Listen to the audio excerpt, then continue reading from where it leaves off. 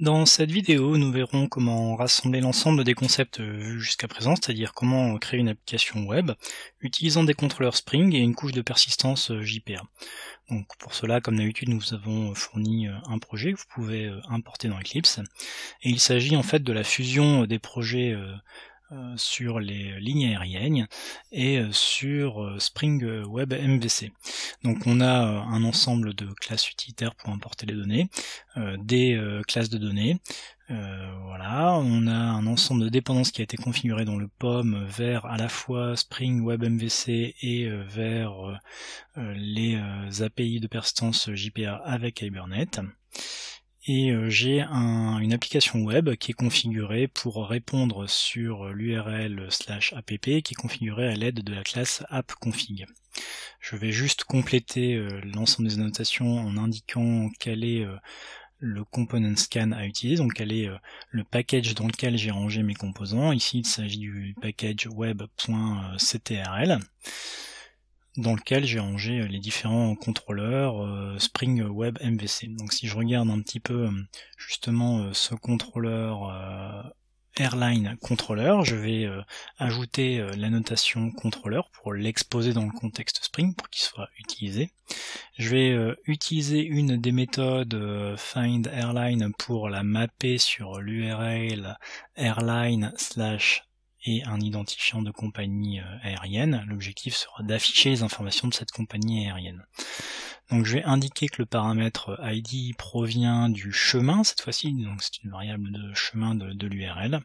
Et pour l'instant je ne vais pas toucher au contenu du contrôleur, je vais juste regarder si ça fonctionne. Pour le moment ça envoie juste une vue. Nous allons vérifier la configuration de notre serveur Tomcat. Comme la fois précédente, nous allons mapper directement le répertoire de construction de notre application web avec Maven, directement l'exposer à travers un contexte dans notre configuration de serveur. Et je vais utiliser le plugin War Exploded pour construire ce répertoire applicatif web. Voilà, donc maintenant j'ai une application web que je peux exposer directement via la configuration du serveur. Ce qui m'évitera de nouveau de reconstruire ou de redéployer à chaque fois le projet web dans Tomcat. Je vais maintenant lancer Tomcat, donc en lançant la commande Catalina run. Et je devrais avoir mon application qui se lance et qui est accessible à travers le navigateur. Voilà, pour l'instant j'ai un formulaire qui indique les informations d'une compagnie aérienne, mais qui n'est pas rempli. Il n'utilise pas les informations dynamiques.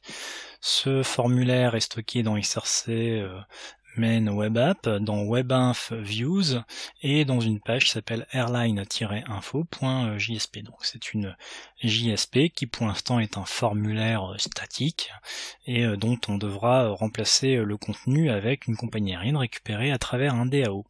Revenons justement à notre contrôleur. L'objectif est de récupérer une compagnie aérienne à l'aide de notre DAO Airline DAO, donc avec l'opération find et en passant l'identifiant en paramètre, donc l'identifiant qui vient de mon URL.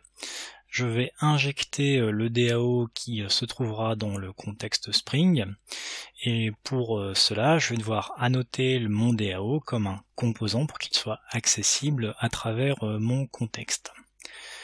Une fois que j'ai fait cela, je vais aussi injecter le contexte de persistance, l'entité manager, avec la notation persistance contexte qui permettra à Spring, à un moment donné, de venir ici injecter un entité manager que je vais pouvoir utiliser dans la méthode find de mon DAO. Quelque chose d'assez classique. Pour pouvoir utiliser mon DAO, je dois maintenant scanner un nouveau package, donc je suis capable dans Component Scan de mettre une liste de packages, donc ici je viens indiquer que je vais aussi scanner le package DAO à la recherche de composants, et je vais indiquer à Spring que je vais utiliser je vais configurer dans Spring un Entity Manager Factory. Donc pour cela, je vais devoir ajouter la dépendance Spring ORM qui est préparée dans le POM, on n'a plus qu'à décommenter. Cette dépendance contient un ensemble de classes permettant à Spring de configurer simplement un contexte de persistance et de venir injecter ce contexte de persistance dans les différents composants. Je vais utiliser un objet qui s'appelle local container entity manager factory bin qui permet de venir configurer un Entity Manager Factory à l'aide d'une unité de persistance qui serait déjà définie dans un fichier persistance.xml.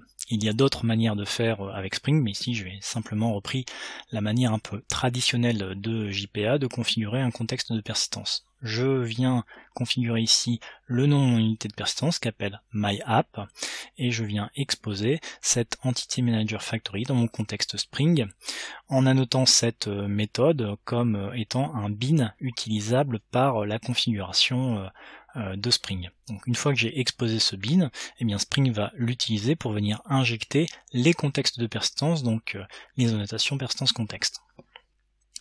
Donc si je regarde un peu la configuration de mon persistance.xml, je dois configurer le chemin vers la base de données H2, donc je vais ici indiquer qu'elle sera stockée dans le répertoire de mon projet. Je pourrais la mettre où je le souhaite, mais j'ai choisi de la stocker ici. Voilà, je viens remplacer le chemin du fichier de la base de données et je vais venir initialiser cette base de données avec la classe utilitaire que nous avions déjà fournie lors d'un screencast précédent. Cette classe utilitaire qui charge un ensemble de données depuis un site internet, donc une base de données en ligne ouverte. Une fois que cette initialisation est faite, j'ai une base de données H2 utilisable que je vais pouvoir réutiliser dans le cadre de mon application web.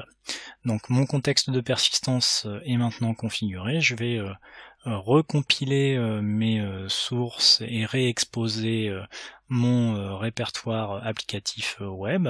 Je vais juste attendre que Tomcat redémarre. Alors il va falloir le redémarrer à la main vu que j'ai ajouté une librairie.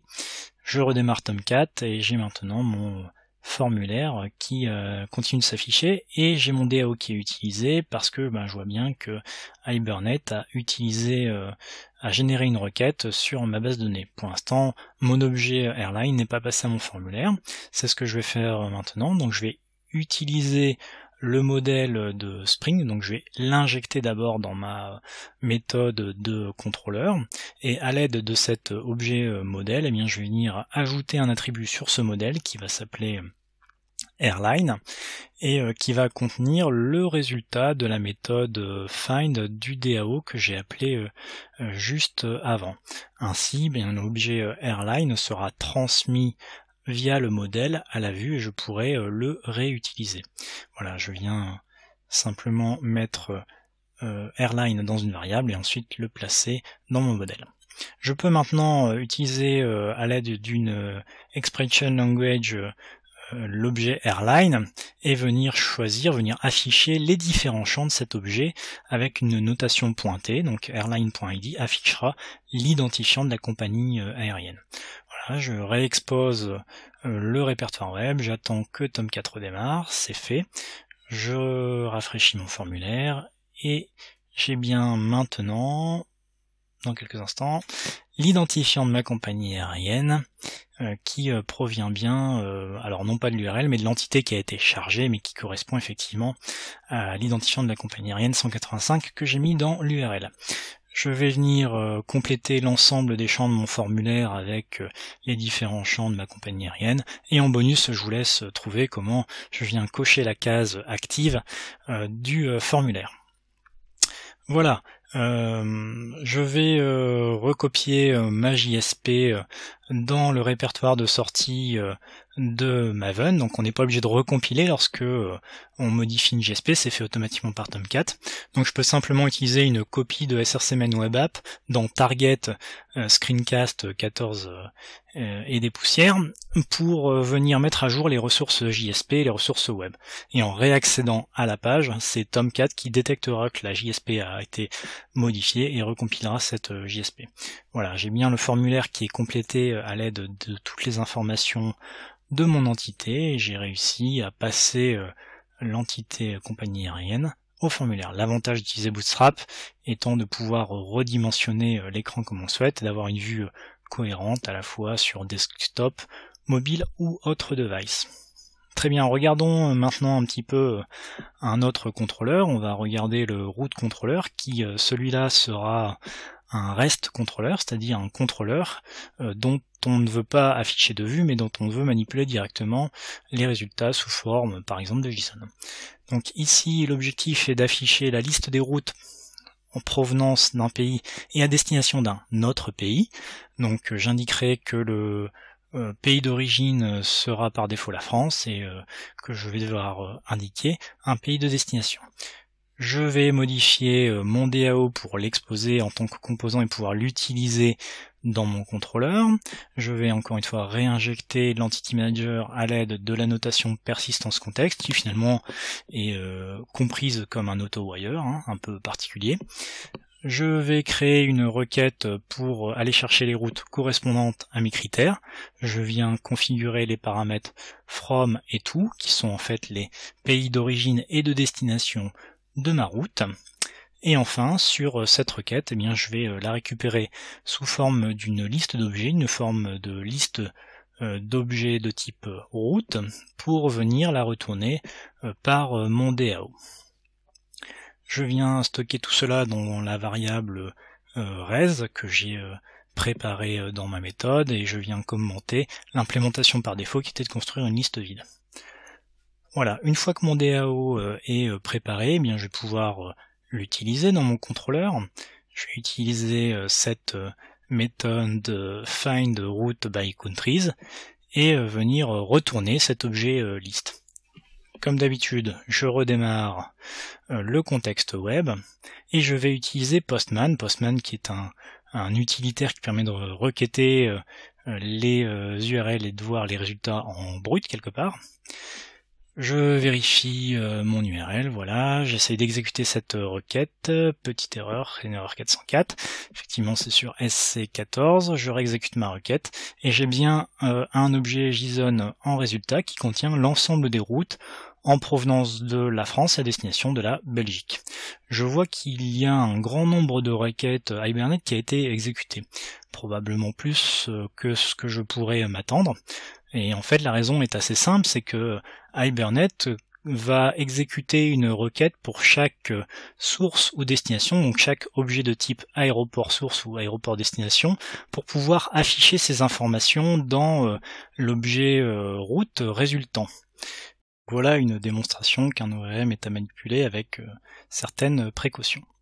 Voilà pour cette vidéo illustrant le rassemblement des différents concepts vus jusqu'à maintenant.